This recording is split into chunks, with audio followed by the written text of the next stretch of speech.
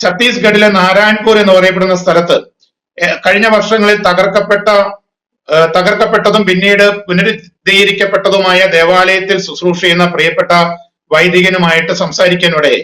ഇപ്പോൾ അദ്ദേഹം പാലക്കാട് രൂപതാംഗമായ ഒരു വൈദികനും കൂടെ അവിടെ ചെന്ന് പ്രവർത്തിക്കുന്നുണ്ട്. അപ്പൊ അച്ഛനുമായിട്ട് സംസാരിച്ചു കഴിഞ്ഞപ്പോൾ മനസ്സിലാക്കാൻ പറ്റിയൊരു കാര്യം, അവിടുത്തെ വികാരിച്ചൻ പറഞ്ഞൊരു കാര്യം ഇങ്ങനെയാണ്: ഇപ്പോഴും അവിടെ ക്രിസ്തീയ വിശ്വാസം സ്വീകരിച്ചവര് മരിച്ചു കഴിഞ്ഞാൽ അടക്കാൻ പറ്റുന്നില്ല. 2-3 ദിവസമായിട്ട് ഒരു മൃതദേഹത്തിന് കാവലിരിക്കുന്ന തങ്ങളുടെ പ്രിയപ്പെട്ട സഹവൈദികരെ പറ്റിയിട്ട് ഈ അച്ഛൻ എന്നോട് പറഞ്ഞു. എന്ന് പറഞ്ഞാൽ ക്രൈസ്തവ വിശ്വാസം സ്വീകരിച്ചു എന്നതിന്റെ പേരിൽ മാത്രം, അതും ഭരണഘടന അനുശാസിക്കുന്ന രീതിയിലുള്ള ഒരു പരിപാടിയിലേക്ക് കടന്നു വന്ന ഒരാൾ മരണപ്പെട്ടു കഴിഞ്ഞാൽ അദ്ദേഹത്തിന്റെ ഡെഡ് ബോഡി അടക്കാൻ പോലും പറ്റാത്ത രീതിയിൽ ക്രൈസ്തവർ പീഡിപ്പിക്കപ്പെടുന്ന സ്ഥലങ്ങൾ ഇന്നുമുണ്ട്. ഈ ഇലക്ഷൻ കഴിഞ്ഞ നാളുകളിലുമുണ്ട്.